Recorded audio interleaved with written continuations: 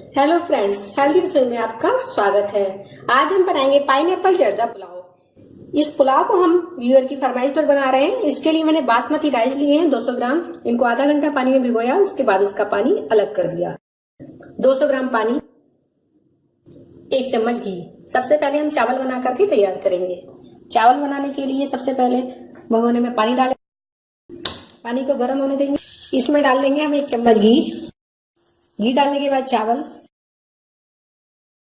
चावल डालने के बाद अच्छे से मिक्स कर देंगे और 5 से 6 मिनट ढक्कन लगाकर इसको मीडियम फ्लेम पर बनने देंगे। चावलों को हमने 5 मिनट मीडियम फ्लेम पर पका दिया था और गैस बंद कर दिए। चावल चेक करते हैं।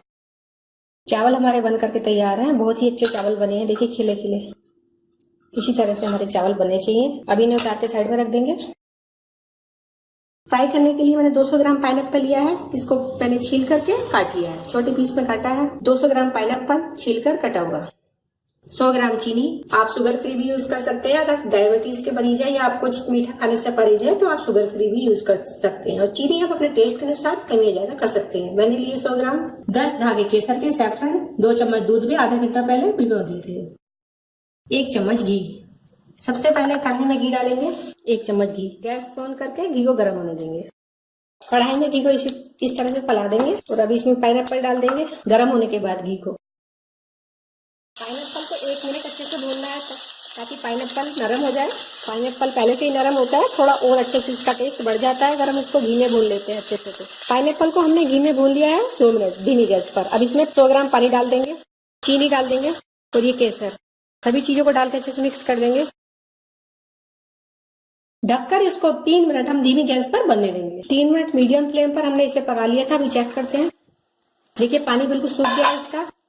एकदम से पाइनएप्पल का रस, चीनी एकदम से अच्छे से मिक्स हो गए हैं। अब इसमें हम ये चावल डाल देंगे, जो चावल हमने बना के रखे हैं।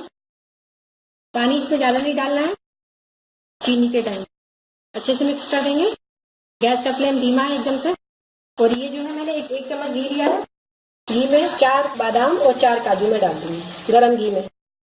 2 इलायची का पाउडर, छोटी हरी इलायची का, और 2 चम्मच किशमिश। इनको इसी तरह से डाल देंगे और इनको हम भून लेंगे अच्छे से। इसे अच्छे से मिक्स कर देंगे। किशमिश, हरी इलायची ये भून चुके हैं, ये डाल देंगे। सभी चीजों को अच्छे से मिक्स कर देंगे। गैस का फ्लेम 1 मिनट हाई करके इसको बनने देंगे। सभी चीजों का फ्लेवर अच्छे से आपस में मिल जाए। इसको 1 मिनट ढक देंगे, गैस बंद कर देंगे और 1 मिनट बाद हम इसको सर्व करेंगे। 1 मिनट हो गया है। अभी हम पुलाव को सर्व करते हैं। बहुत ही अच्छा पुलाव बन करके तैयार हुआ है, एकदम से खिला खिला। इसको एक प्लेट में कर लेंगे।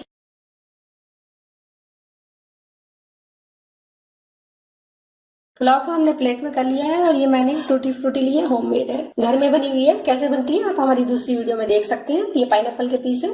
इस तरह से हम डेकोरेट कर देंगे। और ये टूटी फ्रूटी है।